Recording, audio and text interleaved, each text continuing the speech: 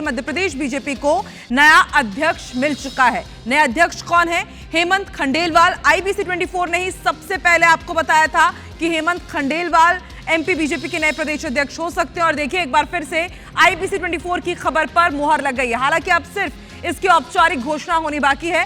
आज शाम 4:30 बजे से लेकर के 6:30 बजे तक नामांकन पत्र जमा करने का समय रखा गया था, जिसमें एकमात्र बैतूल के विधायक हेमंत खंडेलवाल ने ही नामांकन जमा किया।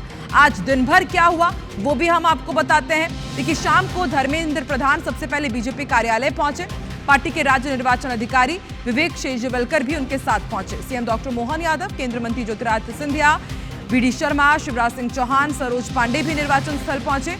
इस दौरान प्रदेश प्रभारी डॉक्टर महेंद्र सिंह, सह प्रभारी सतीश उपाध्याय भी मौजूद रहे। धर्मेंद्र प्रधान ने कहा कि शाम 6:30 बजे तक नामांकन होंगे। मुझे और शेजवलकर को आप नामांकन दे सकते हैं। कि नामांकन आयोग तो चुनाव नहीं होगा। देखिए हमने आपको कल ही ये जानकारी दी थी कि पहले ही ये तय कर लिया गया है कि यदि ज्यादा नामांकन आते हैं तब चुनावी प्रक्रिया की तरफ आगे बढ़ेगी भाजपा। लेकिन देखिए नामांकन सिर्फ एक आया। किसका? हेमंत खंडेलवाल का। औपचारिक ऐलान कल ही होगा। इसके बाद हेमंत खंडेलवाल ने नामांकन दाखिल कर दिया। सीएम डॉक्टर मोहन यादव जो कि हेमंत खंडेलवाल को लेकर के पर्यवेक्षक धर्मेंद्र प्रधान के पास पहुंचे थे। क्या कुछ कहा सीएम डॉक्टर मोहन यादव ने, सुनवाते हैं आपको। 5000 साल पुराना संबंध है। जब वो कंस को मारने के बाद पहली बार प्रदेश में शिक्षा ग्रहण करने आए और उनकी शिक्षा के परिणाम से उनके 64 कला, 14 विद्या, 18 पुराण, 4 वेद, सारे उपनिषद में एक शिक्षित विद्यार्थी जीते जी आचार्य सांदीपनि ने जिनको श्री कृष्ण वंदे जगत गुरु की जो उपाधि मिली, इतना ये एक ऐतिहासिक पल था। तो भगवान कृष्ण के उन वृंदावन गांवों से, जहां गांव की खूबसूरती से हमारी ग्राम व्यवस्था में लोगों का विश्वास बने और गांव की महात्मा गांधी के शब्दों में भारत का सच्चे अर्थों में स्वरूप देखना तो गांव में जाइए, गांव में सच्चा भारत बसता है। ऐसे में ग्राम परंपरा को पुनर्स्थापित करने के लिए तो सीएम डॉक्टर मोहन यादव को आप सुन रहे थे। आपने सुना कि किस तरह से उन्होंने बताया कि अब हेमंत खंडेलवाल के नेतृत्व में MP बीजेपी अब किस तरह से आगे न सिर्फ सरकार बल्कि सत्ता और संगठन के साथ सामंजस्य बना करके चलेगी, ये देखने वाली बात होगी। और सबसे बड़ी चुनौती जो हेमंत खंडेलवाल के सामने होगी कि अब जो अगला मध्य प्रदेश विधानसभा का चुनाव होने वाला है उसमें आखिर अब भाजपा किस तरह से एक नई भाजपा के तौर पर सामने आती है। तो खंडेलवाल को कमान सौंप दी गई है और अब बस इसका औपचारिक ऐलान होना बाकी है।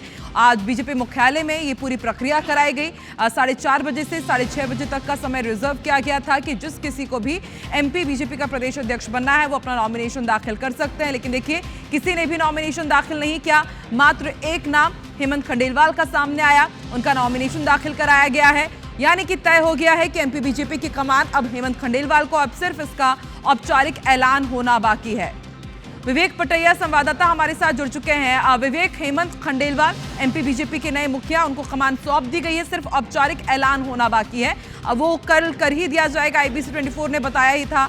लेकिन इसके साथ ही आपसे ये समझना चाहेंगे कि कितना महत्वपूर्ण हो जाता है हेमंत खंडेलवाल का MP बीजेपी प्रदेश अध्यक्ष बनना। किस तरह से अलग अलग वर्गों को साधा गया है, क्या समीकरण साधे गए हैं? चलिए फिलहाल विवेक से हमारा संपर्क नहीं हो पा रहा है। लेकिन देखिए सीएम डॉक्टर मोहन यादव ने ही हेमंत खंडेलवाल के नाम का प्रस्ताव रखा था। धर्मेंद्र प्रधान और सीएम डॉक्टर मोहन यादव के समेत इस दौरान कई बड़े दिग्गज भी मौजूद रहे। अकेले हेमंत खंडेलवाल ने नामांकन यहां पर दाखिल किया और उसके बाद अब सिर्फ बीजेपी प्रदेश अध्यक्ष का जो आधिकारिक ऐलान होना है अब सिर्फ वो ही बाकी है। कार्यकर्ताओं ने आतिशबाजी कर यहाँ पर भरपूर जश्न भी बनाया।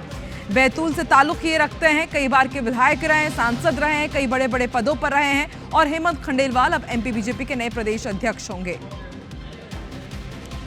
सीएम डॉक्टर मोहन यादव आज की इस प्रक्रिया में शामिल रहे। केंद्रीय मंत्री ज्योतिरादित्य सिंधिया भी, BD शर्मा, शिवराज सिंह चौहान, सरोज पांडे भी निर्वाचन स्थल पहुंचे और फिर उसके बाद ये तय हो गया कि हेमंत खंडेलवाल, देखिए सबसे पहले IBC 24 ने ही आपको जानकारी दी थी कि इस रेस में सबसे आगे जो नाम चल रहा है वो हेमंत खंडेलवाल का ही है और IBC 24 की खबर पर एक बार फिर से मुहर लगी। और सीधे रुक कर लेते हैं बीजेपी मुख्यालय का ही। इस वक्त हमारे साथ संवाददाता विवेक पटैया बीजेपी मुख्यालय से ही लाइव जुड़े हुए हैं। विवेक, मेरा वही सवाल कि ये तो तय हो गया है हेमंत खंडेलवाल, IBC 24 की खबर पर मुहर भी लगी है, लेकिन अब किस तरह से समीकरण साधे गए हैं, किस तरह से दूसरे वर्गों को भी साधा गया है और क्या क्या चुनौतियां रहेंगी, कितना महत्वपूर्ण हो जाता है हेमंत खंडेलवाल का एमपी बीजेपी का प्रदेश अध्यक्ष बनना? समझाइए तमाम समीकरण।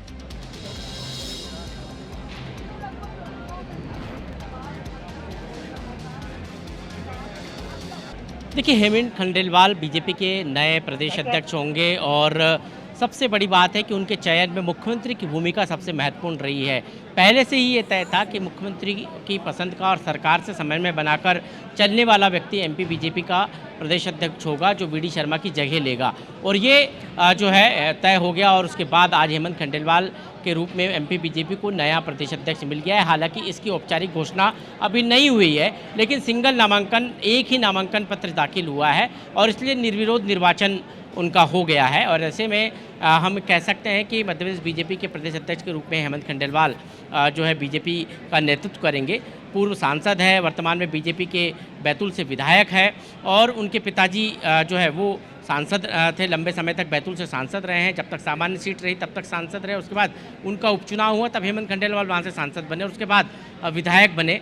और सबसे बड़ी बात ये कि लंबे समय तक कोषाध्यक्ष हेमंत खंडेलवाल बीजेपी के रहे हैं और उसके पहले भी वो उनके पिताजी मध्य प्रदेश बीजेपी के कोषाध्यक्ष रहे हैं। तो लंबे समय तक उनको बीजेपी में कार्य करने का, संगठन में काम करने का अनुभव है।